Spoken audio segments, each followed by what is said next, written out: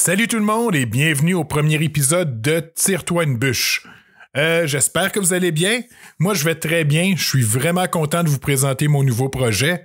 Tire-toi une bûche, c'est un podcast qui va nous permettre de découvrir à chaque semaine des invités de milieux ou de métiers différents à travers les histoires et les anecdotes qu'ils vont venir nous raconter. Je tiens aussi à prendre un instant pour remercier Martin Levac, le studio Bapaume et Janice Bédard qui me permettent d'utiliser leur studio pour enregistrer le podcast. Donc, merci à vous. Dernier remerciement va à Billy Milano du groupe Hardcore MOD qui me permet d'utiliser la chanson Alphabet City Stomp pour le podcast. Donc, cette semaine, j'ai reçu Guy Dumas. Guy, c'est un instructeur de plongée, un camionneur, réparateur de fournaise, puis il a fait un paquet d'autres métiers, mais c'est vraiment là-dessus qu'on se concentre cette semaine. Donc, Guy est venu nous parler de son métier de plongeur, des projets qu'il a partis aux îles de la Madeleine, de ses écoles de plongée. Donc, je remercie Guy, il a été très généreux et je sais qu'il y a encore un paquet d'histoires à venir nous conter, donc c'est certain que Guy va revenir dans le futur. Donc, sur ce, je vous laisse et je vous souhaite une bonne écoute. Donc, passez une belle semaine et on se reparle la semaine prochaine. Au revoir!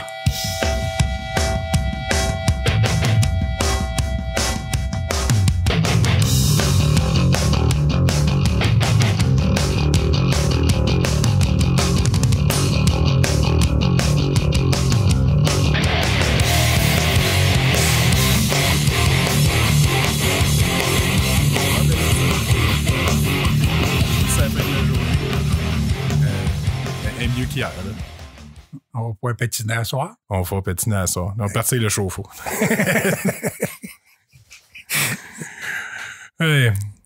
OK, ben gars, tu es prêt à commencer? Ah oui. All right. Fait que, merci Guy d'être venu. Ça fait vraiment plaisir. Ouais, t'es mon premier invité. Quel honneur de briser la glace. Moi, ça fait longtemps que je pense à ça, là, mais finalement, on y arrive. Fait que, en gros, c'est ça, tu sais que je t'ai invité parce que t'es l'homme aux 1000 métiers pour moi. Tu as plein d'histoires à me raconter sur un paquet d'affaires que t'as faites, puis je pense que je sais même pas tous les jobs que t'as fait dans ta vie. Y a-tu... je les énumérerai pas toutes, là. Non, mais peux-tu me faire un peu un historique de tous les jobs que tu as fait? J'ai commencé en brûleur à l'huile. Ensuite de ça, j'ai été dans le brûleur à l'huile, mais dans l'installation des systèmes de chauffage, des chauffe-eau et tout. Après ça, ça m'a amené à conduire des camions à l'huile aussi. Après ça, j'ai été dans une compagnie qui faisait des joints d'expansion pour les ponts. Là, j'ai appris toute la métallurgie, la soudure, toutes sortes de machines, outils. Des chais, des taux verticales, des taux horizontales, des millings, des scies radiales. On faisait toute la technique du caoutchouc. J'ai appris à métalliser, shooter du zinc sur du métal pour l'empêcher de rouiller. Okay. Après ça m'a encore amené au camion. Puis là, j'ai abandonné ça pour m'en aller dans les camions. Là, j'ai fait de la ville. J'ai suivi un cours que dans ce temps-là, il fallait payer. J'ai suivi un cours pour aller faire les gros camions. Puis après ça, j'ai tombé en ville. Après ça, j'ai charrié de l'explosif un petit peu partout, à la baie James, à la Côte-Nord. Ensuite de ça, j'ai pris ma retraite après que quelqu'un que je connaissais a fait un gros accident. Ça m'a comme shaké pas mal. Puis là, j'ai pris ma retraite. J'ai été aux îles de la Madeleine. Là, j'ai continué dans la plomberie, dans le chauffage, installer des systèmes de chauffage, faire de l'électricité, de la plomberie, monter des maisons pour des gens. Puis après ça, j'ai tombé dans la plongée. Là, j'ai eu mon centre de plongée pendant 10 ans de temps. Puis là, je travaillais pour les ministères, j'ai fait tout ce qui a fait comme de recherche de pectiniculture, la culture du péton. J'ai fait ça. Puis quand ça a commencé à diminuer, j'avais le choix. Je pouvais retourner soit des ordinateurs que je connaissais bien, ou bien donc la route. J'ai pris la route.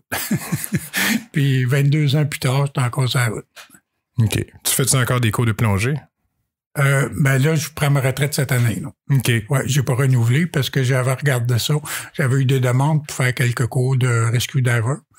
Puis j'ai dit non, parce que je veux dire, c'est pas rentable pour moi. Là. Ça fait plusieurs années que je paye 300-400 pièces, 500 pièces par année pour m'enregistrer. Puis finalement, je fais pas une scène avec ça. Puis tes assurances, j'imagine, aussi avec ça. C'est ça. Partant, tu as plusieurs centaines de dollars d'assurance. Puis ça va faire 30 ans cette année que j'ai mon instructeur Paddy. Puis là, c'est assez. Puis ton centre de plongée que tu avais parti, c'était à toi? Oui. OK. Oui, j'en avais parti un moment donné, on avait jusqu'à 5 centres de plongée avec mon frère. Aux îles? Non, aux îles, c'était un des 5, là, okay. Mais on avait un Repentigny, un à Québec, un sur la Rive-Sud, un aux îles, puis l'autre, je me souviens plus jamais où ce qu'il est, mais je sais qu'on avait 5. Quand t'en as trop. Non, je m'en ai pas occupé. Le Québec, c'est moi qui avais été faire l'étude de marché. J'étais à Québec pendant une semaine. Je me suis promené dans les divers centres de plongée, puis j'ai vu qu'il y avait de la place pour un. Puis après ça, on s'est assis avec le gars de Québec pour savoir où il se situe. Ça a fait le centre de plongée La Capitale qui est en opération encore aujourd'hui. Parce que c'était ce côté-là qu'il n'avait pas. Puis c'était une place qui était très passante. À ce moment-là, les galeries, c'était pas les galeries de La Capitale, mais c'était proche des galeries de La Capitale. Puis tu passes sur l'autoroute pour aller, mettons, comme Chicoutimi. Tu tombes en plein devant le centre de plongée. Fait que ça s'est bien développé. Les îles de la Madeleine, après ça, mon frère, on s'est séparés. Moi, j'ai parti mon propre centre de plongée. OK. Il en reste encore, à part celui de Québec, il en reste d'autres d'ouvert? Repentigny, la Rive-Sud, Québec. Québec est encore ouvert. Repentigny, mon frère, il avait déménagé. Il est arrivé un accident la veille de l'ouverture. Puis, il y a un pick-up qui est rentré dans la vitrine du centre de plongée, puis ça, il tentait plus de le refaire. Fait qu'il a abandonné le projet. Ensuite de ça, centre de plongée Rive-Sud, ça a fonctionné 2-3 ans, mais l'instructeur qu'il y avait là était pas très sérieux dans ses affaires. Fait que ça n'a pas permis de continuer. Puis les îles de la Madeleine, c'est moi qui l'ai continué après ça. Puis, quand je suis parti des îles, ça a fermé. Je l'ai fermé. Puis là, présentement, il y a Mario qui donne un petit peu de cours l'été, là, mais la plonge aux îles, c'est pratiquement tombé pour le touriste qui va là. OK. Puis, l'autre fois, tu me disais l'élevage des pétons. L'élevage des pétons. Comment t'appelles ça déjà? La pectiniculture. Tabarnouche, la pectiniculture. Moi, je pensais que t'élevais de la pectine, là. Non, la pectiniculture, là, c'est quand j'ai commencé ça avec Sylvain Vigneault. Lui, c'est un biologiste. Puis il m'a engagé comme plongeur parce qu'il savait que j'avais beaucoup d'expérience en plongée. Puis là, il m'a parlé de son projet. Why not? T'sais? Fait qu'on a parti avec une cage à crabes, qu'on a fermé les bouts pour pas que les pétons puissent sortir. Puis on a fait venir des pétons de culture de Terre-Neuve. On a mis comme 150 pétons numérotés. On collait un petit numéro sur le péton pour savoir lesquels qui vivaient, lesquels qui mouraient. Puis on a eu un bon taux, 80% qui a survécu. Okay. C'était vraiment bon. Fait que là, après ça, on a soumis les projets à Pêche Océan, au MAPAC. Il y avait j'avais Pêche Océan, le MAPAC. J'avais deux études d'université qui suivaient ça aussi. Puis après une dizaine d'années, il y avait 50 personnes qui travaillaient presque à l'année. Pour les îles de la Madeleine, c'est beaucoup, là. Oui. Puis c'est que les pêcheurs de pétons se sont beaucoup investis là-dedans aussi. On les a fait comprendre l'importance parce que tu peux prendre une ressource, la pêcher, mais à un moment donné, si tu détruis ta ressource, c'est ton gagne-pain qui s'en va. Oui. Fait qu'on a réussi à leur faire comprendre ça. Ils se sont investis là-dedans, ils ont investi de l'argent dans la recherche avec les gouvernements. Puis là, on a développé ça tranquillement. Puis ça a été super le fun de travailler là-dedans parce qu'il fallait que tu sois créatif. Tu sais, c'est beau faire des petits dessins sur le papier. Là. Puis quand tu arrives en plongée, le gars, il dessine une cave. Bon, on va faire ça. Ouais. Là, je regardais ça, tu sais, avec des choses en plastique, des murs en plastique. Puis j'ai dit, combien de temps ça va nous prendre? Monter cette cage-là sous l'eau, 2 heures? On n'a pas ça. On travaille à 50, 60 pieds de profondeur. Là. Ça prend une cage qu'on descend. Fait que là, maintenant, on était chez nous. Puis j'ai passé à mon affaire. Finalement, j'ai dessiné une tente qui tenait avec 5 bouées. Puis un pad des accotoirs en caoutchouc avec des grands clous pour empêcher les autres prédateurs, puis un système de velcro pour pouvoir rentrer à l'intérieur de la tente sous-marine. Puis là, on avait 12 tentes comme ça à installer. Puis on mettait des pétons. Fait que, regarde, m'a te posé une bonne question. Tu as des pétons, puis tu as du crabe, tu as du homard, tu as des étoiles de mer. Lequel, d'après toi, qui est le plus grand prédateur pour les pétons? Mais vu que ça donne une question au piège, je vais dire que c'est les étoiles de mer, mais je suis pas sûr. 100%. 100%. Et nous autres, on l'a vu en vérité. Puis, ça nous a permis aussi, en faisant ça, de découvrir, lorsqu'on voyait un péton mort, de savoir c'était quel prédateur. L'étoile de mer, elle va embarquer sur le péton, elle va l'ouvrir, c'est très fort, puis ça descend son estomac, elle digère sur place. OK. Le crabe, il va arriver avec sa grosse pince, il va le briser, il va faire une ouverture à l'intérieur, il va prendre sa petite pince, il va aller le chercher, puis il va le manger. Le homard, avec sa grosse pince, il va le broyer. On avait de la misère à trouver le numéro. Puis après ça, il va manger les pétons. Okay. Fait que ça nous a permis, après ça, de dire, quand on faisait, disons qu'on faisait un transect, on mettait une corde de 100 mètres au fond, selon un point donné par l'ordinateur, c'était aléatoire. Puis on avait un plongeur, 1 mètre chaque côté, puis on scannait pour compter les pétons. Puis notre corde était numérotée de 0 à 10, de 10 à 20, 20 à 30. Puis on rentrait le numéro des pétons. On était tellement fiers quand on pouvait trouver un péton qu'avec un numéro, on notait le numéro. Lui, on pouvait dire à quelle partie de l'année ou à quelle année qu'on l'avait ensemencé. Parce que le numéro, il restait collé dessus. OK. Puis quand on a trouvé un mort avec un numéro, là, on l'embarquait dans un petit sac.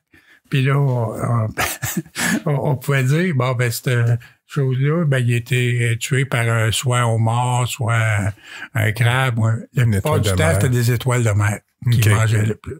Puis là, c'était comique. Quand on a su que c'était des étoiles de mer, on a dit ça aux pêcheurs. Fait que les pêcheurs, eux, ils ont dit, les étoiles de mer, on va toutes les détruire. Ils prenaient les étoiles de mer qui sortaient dans leur panier, ils coupaient en deux puis ils jetaient. Ils ont doublé le problème. Parce que dès qu'il reste un petit morceau de corps après l'étoile de mer, ça va se régénérer. Fait que là, on leur a expliqué que c'était pas la bonne façon. Fait que il y a beaucoup de jardins qui ont été agressés aux étoiles de mer. Okay. C'est un compost comme un autre. C'est ça, il fallait que ça en débarrasse. Parce que on arrivait, disons, qu'on fermait la zone 5. La zone 5 va être fermée pendant 5 ans. Parce qu'on est d'ensemencer. Ça nous a permis aussi de découvrir comment capter les œufs de péton, à quel temps de l'année les pétons pondaient. Les pétons s'envoient le sperme mâle puis les œufs femelles, puis ça se fait tout dans l'eau. Okay. Ensuite de ça, c'est après 1 mois, cette larve-là va se capter sur elle va s'accrocher quelque part, soit un algue, soit une roche, ces choses-là. Nous autres, on a inventé des capteurs à pétons. Juste les capteurs à pétons, ça a été comme 2 ans d'ouvrage, savoir ce serait quoi les meilleurs capteurs, pour qu'ils soient vidables aussi, pour qu'on puisse... Fait qu'on captait les œufs de péton sur une espèce de treillis de plastique. Après ça, on avait un grattoir en plastique pour les débarquer. On mettait ça dans une espèce de petite tente, un pearl net qu'on appelait. Puis là, les pétonques, là, c'est gros comme une tête d'épingle. Puis, en l'espace de 2 ans, on faisait un petit péton de princesse, environ 2 pouces de diamètre. Puis c'était ça qui allait sur le marché. Tu manges ça comme une huître. Ben, c'est avec ça. La vente de ces petits pétons de princesse-là à 25% de la récolte, à peu près, qui supportait... Qui finançait le reste. Qui finançait le reste des recherches puis de réensemencement. Puis aujourd'hui, c'est encore en... Oui, ça fonctionne encore. Sylvain, il a passé sa vie à faire ça. C'était un de ses premiers projets, puis il est encore sur le projet. Fait que quelqu'un qui achète des pétonques aujourd'hui, c'est quoi le pourcentage peut-être de pétonques qui viennent des îles de la Madeleine dans des épiceries ou les poissonneries? C'est difficile à dire, parce que ça dépend des années, ça dépend des secteurs. Il y a des secteurs qui se pêchent plus que d'autres. Mais ça a permis de stabiliser les prises aux îles. Tu sais, parce qu'il n'y a pas eu de baisse marquée, ces choses-là. Ouais, c'est constant. Et je serais curieux, ça fait quand même 20 ans que je suis parti des îles, je serais curieux de demander, voir si après avoir fait tous les secteurs, comment que ça s'est stabilisé, parce que des années, c'était bien bon pour les pétons, puis d'autres années, c'était moins bon. OK. Puis il y a certains secteurs, tu vois, qui n'étaient pas pêchables. Puis nous, en tant que plongeurs, on aurait voulu avoir des permis pour pouvoir aller plonger. Puis pouvoir sortir ces pétoncles-là pour nous, tu sais. Parce qu'il y a des places que c'est dragué, ça, les pétons. Puis ils ne pouvaient pas draguer parce que c'était des roches qui montaient, qui descendaient. Fait que, mais après ça, après avoir discuté avec l'Association des pêcheurs de pétons, il dit, on aime autant les garder, ces secteurs-là, parce que c'est des grosses pondeuses, puis c'est des gros géniteurs. C'était pétoncles-là. C'était vrai, c'était des assiettes, là, 8-10 pouces de gros. Là. OK. Fait que ça pondait beaucoup. Puis j'ai tout voulu dire, oui, c'est vrai. C'est vrai. Fait que, parce que si tu regardes au Nouveau-Brunswick, tu vas aller dans Baie des Chaleurs, pour un permis de 5 $, tu as droit à 50 pétoncles par jour. Tant que tu peux plonger puis ramasser pas plus que 50 pétoncles par jour, tu as le droit. Mais au Québec, à cause de l'Association des pêcheurs de pétons aux îles de la Madeleine, on peut pas. OK. C'est correct. Oui. C'est ça, c'est les ressources, puis je suis content. Parce que c'est que ça a créé comme un mouvement des pêcheurs. Tout d'un coup, ils se sont aperçus que, parce que les pêcheurs de pétoncles, c'est pas juste des fois des pêcheurs de pétoncles. Une partie de l'année, ils pêchent les pétoncles, l'autre partie, ils pêchent du homard, ces choses-là. Ça les a concernés à propos de leurs ressources. Après ça, j'ai vu une journée, j'étais à l'État du Nord, tous les bateaux ont sorti en même temps. Là, je regarde ça, je vais voir le chef de la capitainerie. J'ai dit, les bateaux sont tous partis. Faut-tu aller chercher mon stock de plongée? Tu sais, y a-tu un bateau de coulée? Il s'est pas rien dit sur les radios. Tous les bateaux sont partis en même temps. Puis, ben, là, il dit, non, on ne sait pas ça. Et il y a un pêcheur qui s'était fait des cages de 4 pieds au lieu de 3 pieds. OK.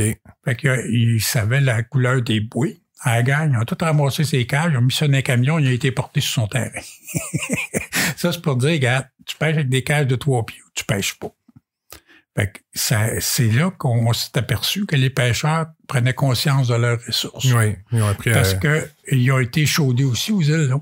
Parce que quand il y a eu la pêche du hareng, il était avec des bottes dans l'eau, là, il pêchait le hareng avec un filet comme une pelle, là. Il pelletait ça dans des gros bacs. Puis là, les biologistes disaient, vous ne devriez pas faire ça, parce que le hareng vient pour frayer.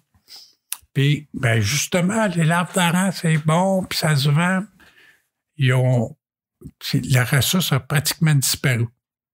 Fait que là, à partir de ça, ben là, ils ont pris conscience de leurs ressources. Tu sais, ils ont dit, on ne fera pas la même erreur. Non. Fait que ça sensibilisait beaucoup les gens. OK, excellent. Puis à part ça, là, toi, ça fait combien d'années là, que tu fais du camion là, pour vivre? Ben, quand je suis revenu... que tu as recommencé, là? Depuis 98. Fait que ça fait 21 ans. 21 ans. Dans ces 21 ans-là, j'ai fait le tour des 48 États américains. J'ai passé tous les États.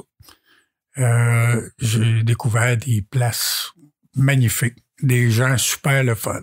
Puis on dirait plus que le village est petit, plus que les gens sont intéressants. Parce que c'est arrivé là, puis tu sais, dans une grosse ville, tu passes un camion, c'est un embarras. Tandis que quand tu arrives dans une petite ville, ben j'ai vu, je me souviens, à une place au Texas, le gars, il me regarde. What the hell is a guy from Quebec doing here? Il connaissait le Québec, okay. Mais il se demandait qu'est-ce que je faisais dans le fin fond du Texas. Puis là, j'étais parti chercher des pots. Puis des pots en grès. Tout ce qu'ils ont, eux autres, c'est du sable puis de la clé, là, de la glaise. Puis ils font des pots. Fait que là, il dit, oui, c'est là. Fait que là, je m'en vais là. Il dit, tu vas voir où est-ce qu'il y a l'arbre? Où est-ce qu'il y a l'arbre? Tu vires à gauche, tu vas faire à peu près 1000 et quart, puis ça va être à ta droite une grosse bâtisse. Ouais, c'est tout ce qu'il y avait. Mais ça, des petites places, c'est ça. C'est où est-ce qu'il y a le gros arbre, ou où est-ce qu'il y a la vache dans le champ, tu tournes à gauche, tu tournes à droite. Là. Non, ben, c'était super le fun. Ça m'a permis de...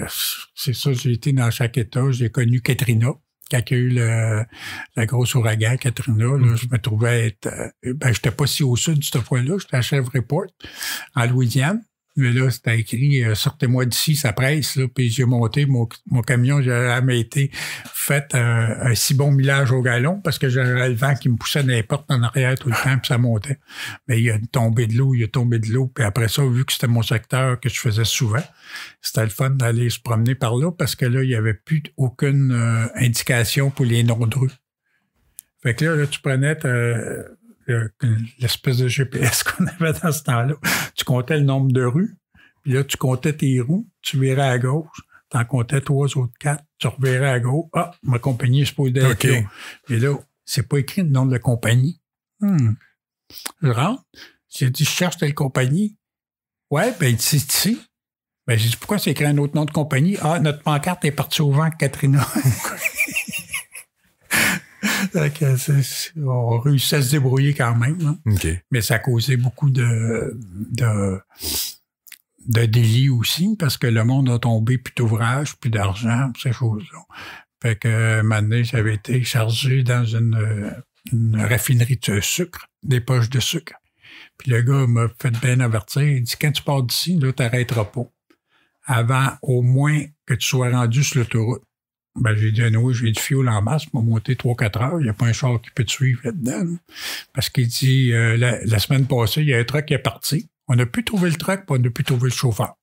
OK. Fait que, pour te dire, c'était comme rough un petit peu, là, parce que le monde, si t'es soumet à un manque de nourriture, un manque de ressources, ces choses-là, ben... Oui, c'était une mini-apocalypse là, pour eux autres. Là, je veux dire, il n'y avait plus l'électricité, il n'y avait plus d'eau, c'était... On vient de voir cette marque sur le lac que ça avait l'air, là. Mais là, ça avait l'air comme ça, là, sur à peu près quelques 100 000 en dedans des terres, là, comme 100 000 en dedans des terres, c'était comme ça. Puis ils ont parlé beaucoup de la Louisiane, puis de New Orleans, de la Nouvelle-Orléans. Mais c'était pas mieux dans le Mississippi à côté, là. Puis c'était pas mieux dans Alabama. OK, ouais. Ce qui sont des États encore plus pauvres, puis que ça, on a moins entendu parler, mais ils ont subi des graves dommages aussi. Et quand tu vois les maisons, puis tu vois l'eau, la hauteur de l'eau qui est montée à moitié de la maison, puis encore du monde qui habite là-dedans. Oui, ils n'ont pas nulle part où aller. Il y a pas exactement. Puis c'est ça qui est arrivé aussi, tu regardes dans la Louisiane, non? Le monde, après 6 mois, là, le gouvernement passait une loi, OK, les compagnies d'assurance sont pas obligées de payer. Le monde, tu sais, t'as ta maison à payer, tu la payes quand même, mais peu habitable. Tu vis dans une roulotte en avant de ta maison. Non, mais c'est ça, ils préfèrent que les compagnies d'assurance, ils auraient fait faillite les compagnies d'assurance. Ça aurait été mauvais pour l'économie. Au bout de la ligne. En tout cas, c'est ma vision, là, mais... Ouais, mais c'est ça. Ça fait que... en tout cas, les gens, beaucoup ont tout perdu. Beaucoup ont déclaré tout simplement faillite. C'est tout, on va repartir ailleurs. Puis, mais tout ça à cause d'une digue défectueuse puis des pompes défectueuses en même temps. Parce qu'il faut se rappeler qu'à ce temps-là, je suivais ça quand on arrêtait d'un truck stop, on regardait la télé. C'est tout ce que tu avais à la télé américaine. Puis j'imagine encore le gars qui est là, le commentateur, puis il dit « Ah, c'est passé, tu sais, puis là, il est dans l'œil de l'ouragan. C'est passé, le plus gros est passé. » Puis moi, j'étais là à regarder ça. Non. Puis c'est ça qui est arrivé, là. Ça s'en venait avec 20 pieds d'épais d'eau. L'œil qui suivait, là, il y avait 20 pieds d'épais d'eau. C'est ça qui a rompu la digue. 4 heures après, il était dans 12 pieds d'eau. Ouais. En tout cas, c'était assez critique. Puis cette année-là, il n'y a pas eu juste Katrina. Là. On a eu Rita, on a eu... Parce que c'est tout classé par lettres. Oui. Puis en tout cas, on pouvait dire... Moi, je faisais la 10 aux États. Là. On pouvait dire, ça, c'est des arbres qui sont tombés à Katrina. Ça, c'est des arbres qui sont tombés à Rita. Ça, c'est des arbres qui sont tombés à... Je ne me souviens plus quel autre après. Là. Mais en tout cas, il y avait eu 3 grosses, immenses tempêtes qui ont passé. Là. Ça a détruit, je dirais... 30 à 40 des arbres qu'il y avait sur le bord de l'autoroute. OK. Puis l'autoroute a été très endommagée aussi. Là. On s'en allait, puis il y avait comme des marches sur le ciment. Parce que c'est des autoroutes en ciment. Oui. Ça s'est comme lavé en dessous. Fait que là, t'arrivais. En tout cas, là, il y a un coup, j'ai pogné un trou. Ça a tellement frappé. Mon banc, c'est des bancs à l'air, il a été frappé au fond. Puis là, les mains se sont mis à m'engourdir. Je la trouvais pas drôle. Après avoir fait quelques exercices, ça s'est replacé, là, mais c'est pour dire la force qu'il y avait parce que c'était tellement brisé. Là. Oui. Puis il a été longtemps que la disque qui rentrait, on passait par la 12 parce que la disque qui rentrait on avait un pont temporaire pour rentrer à Nouvelle-Orléans aussi, un pont de l'armée. Là. Puis quand tu passais avec 40 000 livres de papier, là, c'est un pont qui flotte. ouais, c'est challenging pas mal. Comme te promener sur un quai, là. Ouais, c'est ça. Oh. Ouais. Puis là, maintenant, t'as abandonné les États-Unis, t'as abandonné les grandes villes. Ouais. T'es rendu où maintenant? Là, maintenant, je fais le nord du Québec. La baie de James, c'est là que j'ai commencé, d'ailleurs, mes premières années, quand on parlait que je faisais de l'explosif. Là. OK. Au début, là, quand j'ai commencé ces camions, j'ai commencé dans les routes les plus dures du Québec. La Côte-Nord, la baie de James. Pour un instant, on faisait le nord du Manitoba aussi. Puis, quand j'ai fait application à une place, on n'avait pas ce contrat-là encore. Mais quand on a eu ce contrat-là, j'ai comme retrouvé moi chez nous.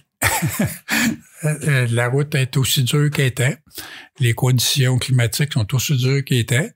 Mais c'est une place que, tu sais, après avoir fait 20 ans de trafic, là, de passer aux douanes, puis attendre 3 heures aux douanes, puis les constructions en Ontario, aux États-Unis, partout, les infrastructures sont dégradées, il faut qu'ils réparent ces choses-là. Je suis bien content d'être dans le Nord, que c'est tout vis-à-vis de la nature, mais c'est des défis que je suis prêt à relever. J'ai pas de misère avec ça. Quand même qu'il y a une tempête, si c'est trop tempête, on stationne, c'est tout. Puis si je veux me déplacer, ben je suis libre de me déplacer quand je veux, où je veux. Tu sais, à Abidjan. Puis il faut que tu prennes les fenêtres météo quand elles sont là. Ça veut dire que quand il fait beau, la route est dégagée, tu vas essayer d'en faire le plus possible. Parce que tu peux arrêter 2 jours à cause d'une tempête. Puis on va arrêter dans une place sécuritaire, là, où on va avoir de la nourriture, de l'eau, ces choses-là.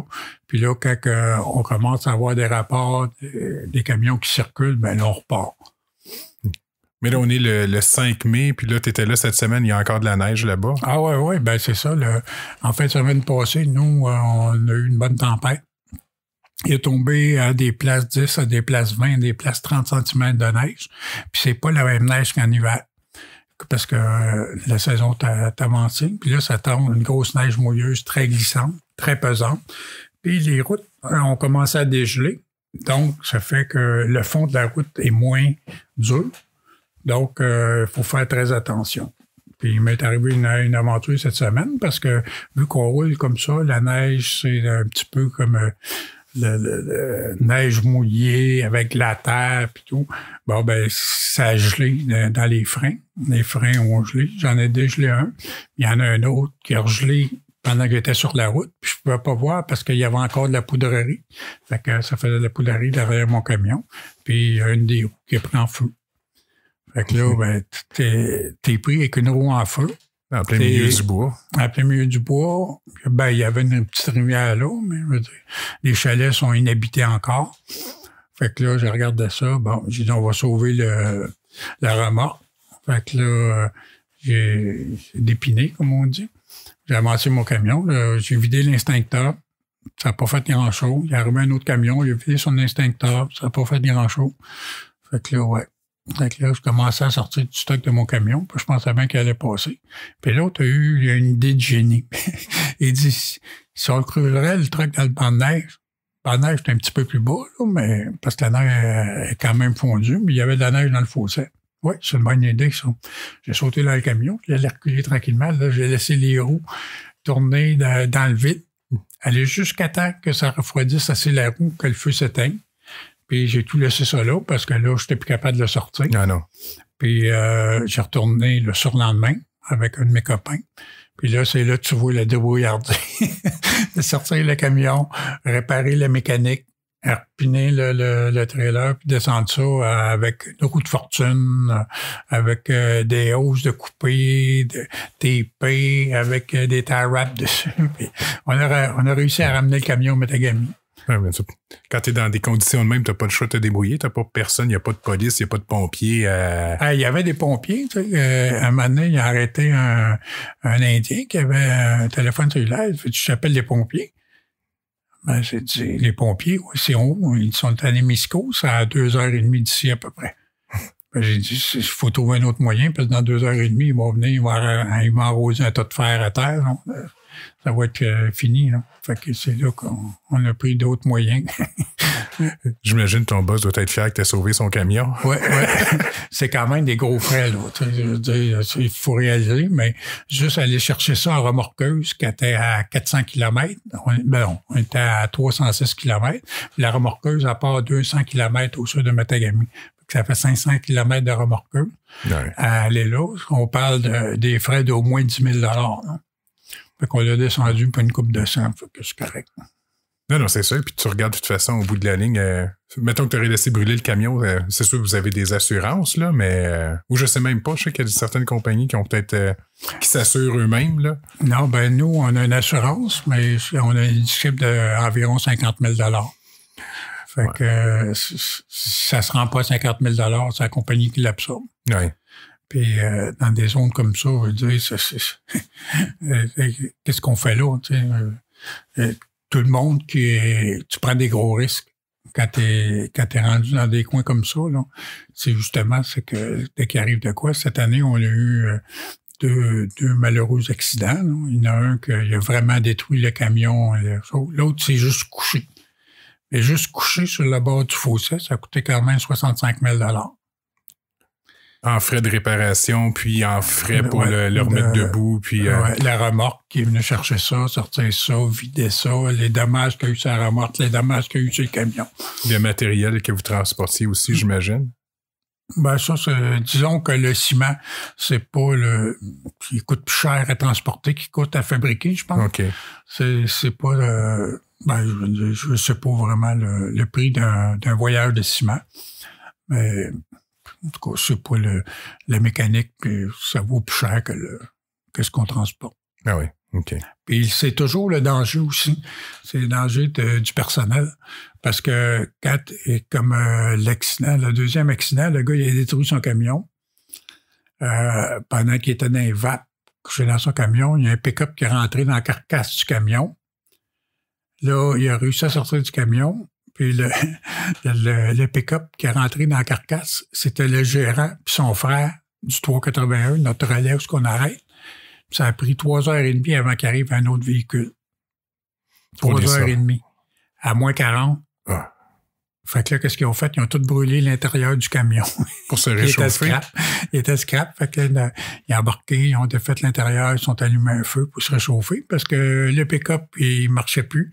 Le camion, il était disloqué complètement. La cabine était arrachée.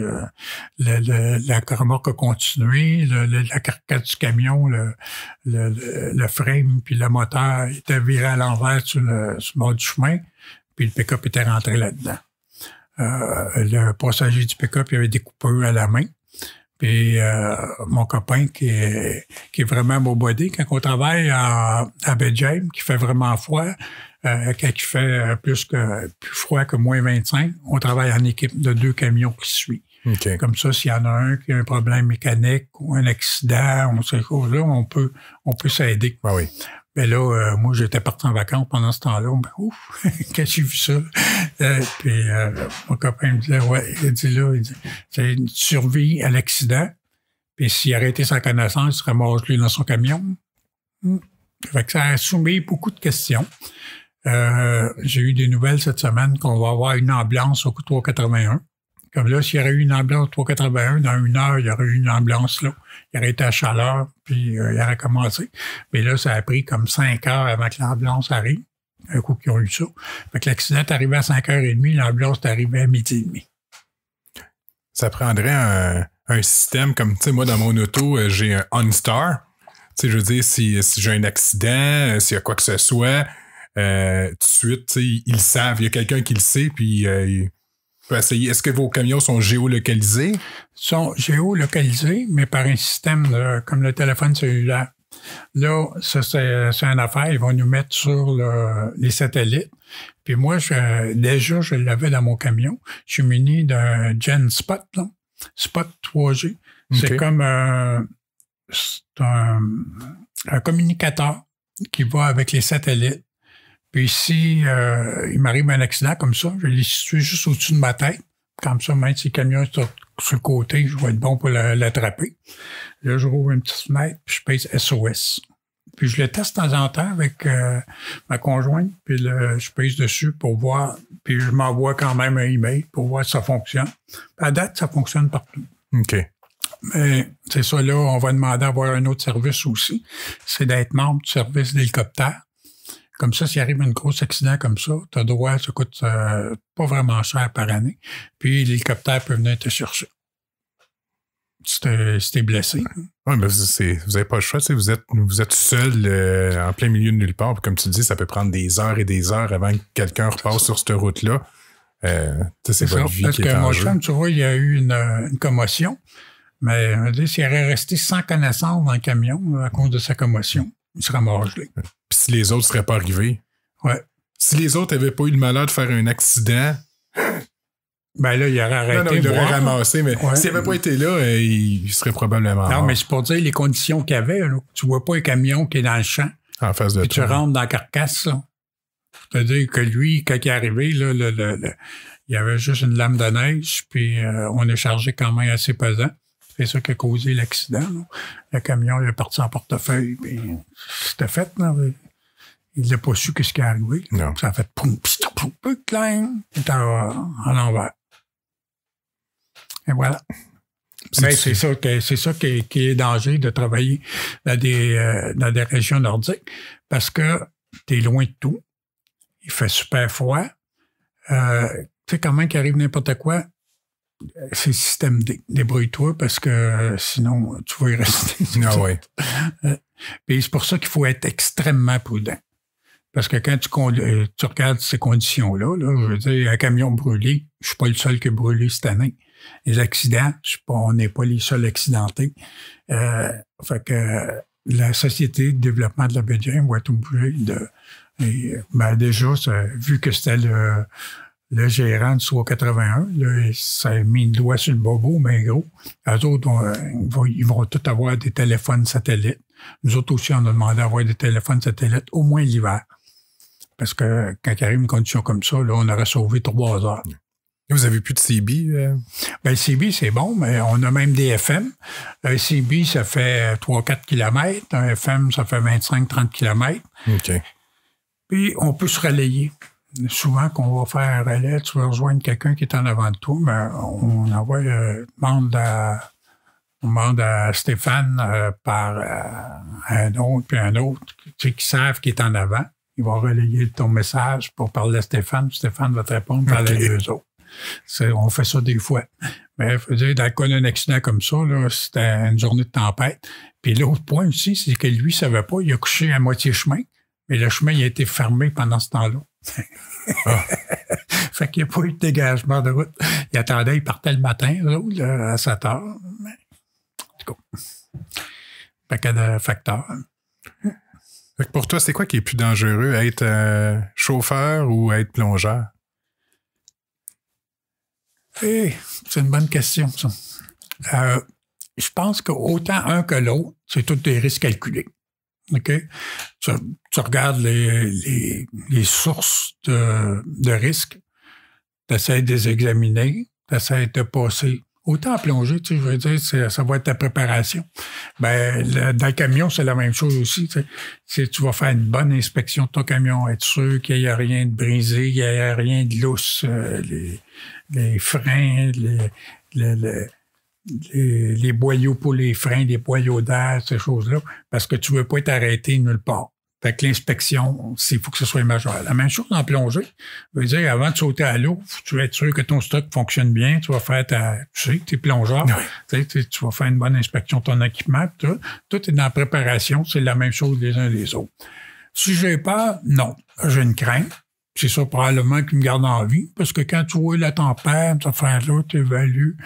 Là, m'a parlé à ceux qui arrivent, que ça a l'air en avant. Puis s'il me dit, là, ça commence à se boucher, telle place. Ben, la prochaine zone sécuritaire qu'elle m'a voir, où est-ce que je peux me stationner, je vais me stationner là.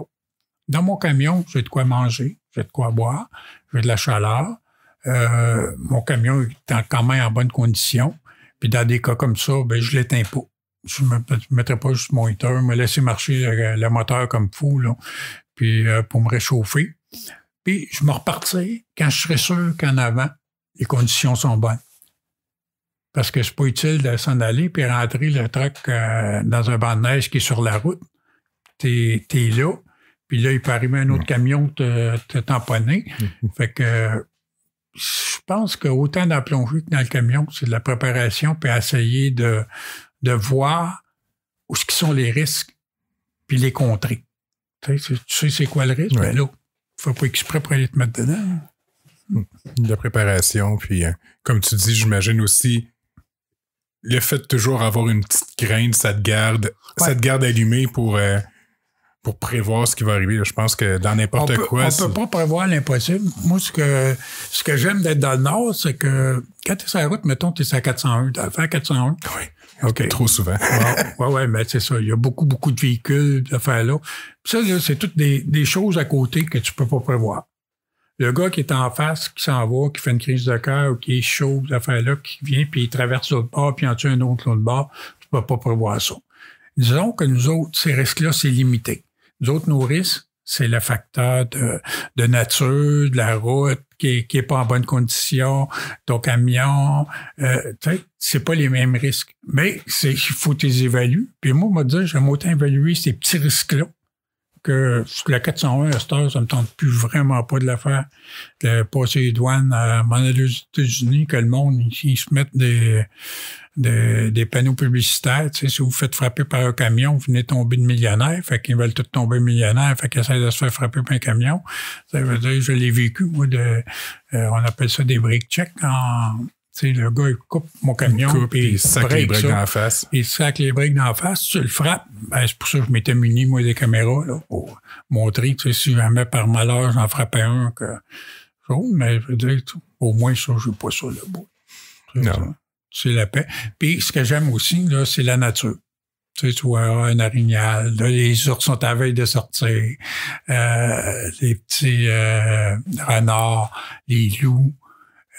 J'ai vu pas des pumas, mais des lynx, des gros chats là, avec les oreilles, avec beaucoup de poils sur les oreilles en arrière.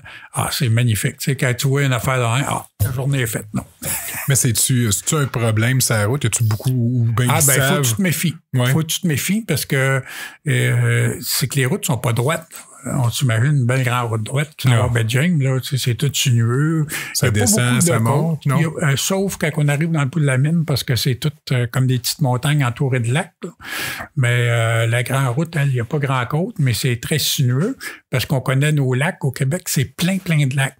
Fait que si ça tourne parce qu'il y a un lac en avant. C'est comme ça. Puis il y a beaucoup des ponts, ces choses-là.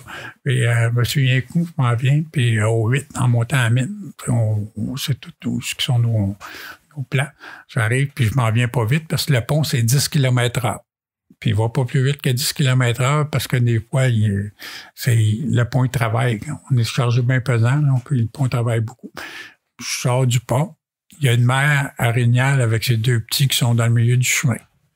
Tu sais, si j'aurais arrivé vite, là. Puis là, ce que j'ai fait, j'ai arrêté le camion.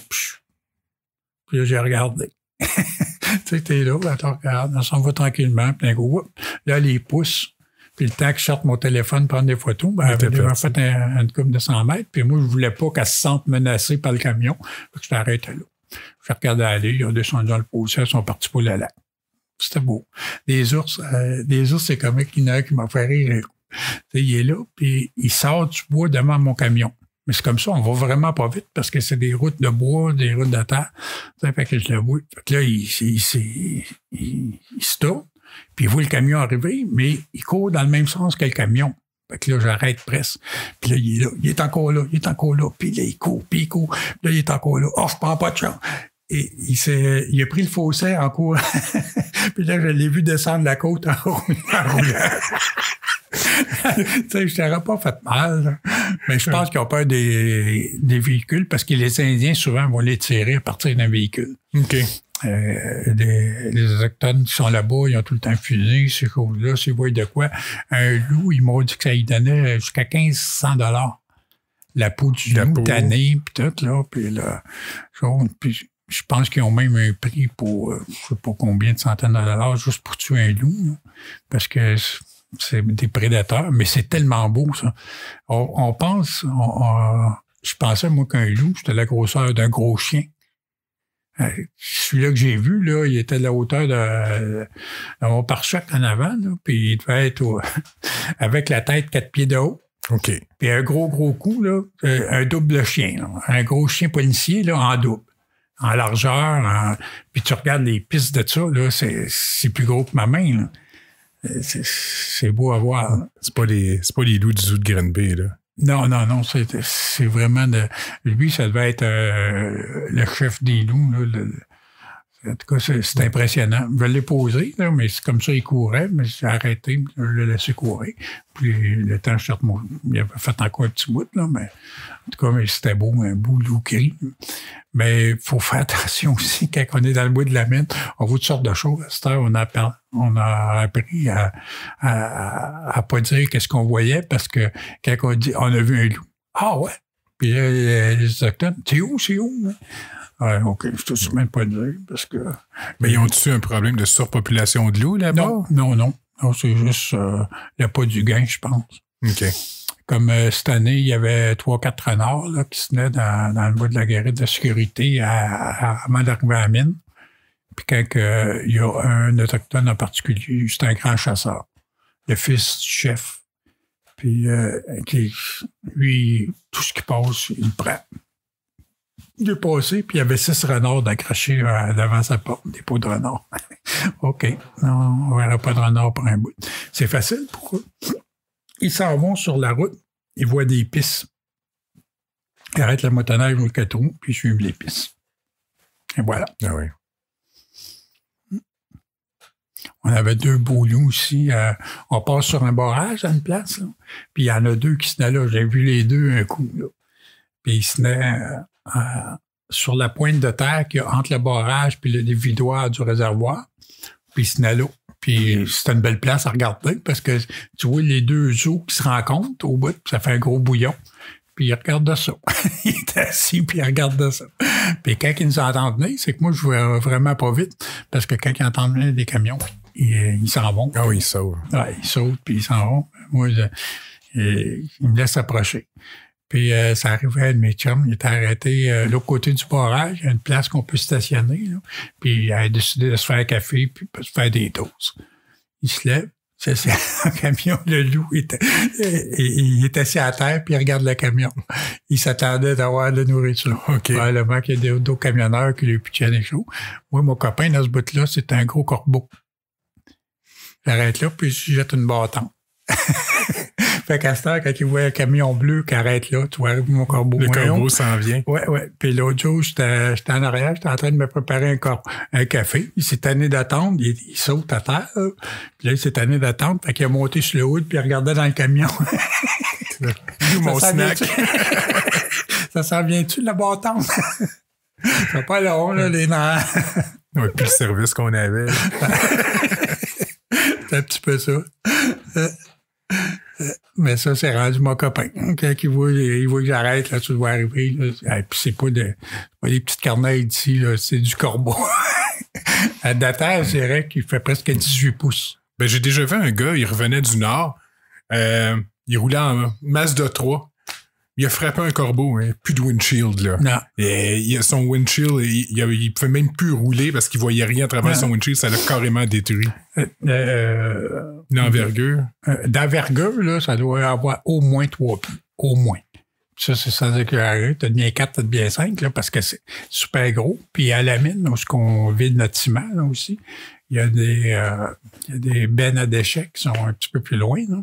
Puis là, t'es vous sur 5-6 qui sont au-dessus de ça, là, puis les checks, quand il vient de quelque chose, là, les checks, là, tu vois ça. Ça a l'air des gros vautours, mais finalement, c'est des gros corbeaux. Mais là-bas, ils n'ont pas de prédateurs. Non. Fait qu'ils grossissent, ils grossissent. Ils sont noirs, lustrés, là. Puis ils ont un œil, ils te regardent. C'est le fun. Des fois, je vide, puis tu le vois arriver à côté. Probablement qu'il y a encore des gars qui nourrissent, là. Mais lui, c'est pas mon chum, je le nourris pas. T'es un gars fidèle. Moi, mon corbeau, c'est au barrage. Puis je vais OK, là. Mais je suis tout le temps là. Je suis sûr que t'as un corbeau dans chaque village. C'est juste que tu veux pas le dire. OK, moi, OK, je le nourrirai aussi. All right. As-tu d'autres trucs à nous raconter? Là? Ça fait déjà 56 minutes qu'on jase. Ben, ça, on va donner un petit break. On va donner une chance aux autres. Et tu reviendras. Si t'as aimé ça, tu reviendras une autre fois. Moi, j'ai pas de problème. J'en ai encore plein d'histoires. Je m'en doute pas. All right. Et merci, Guy, d'être passé. Ça m'a fait vraiment plaisir, Denis. Avec ça, ça devrait sortir d'ici un mois, là. Félicitations pour votre programme. Vous êtes bien gentil, monsieur.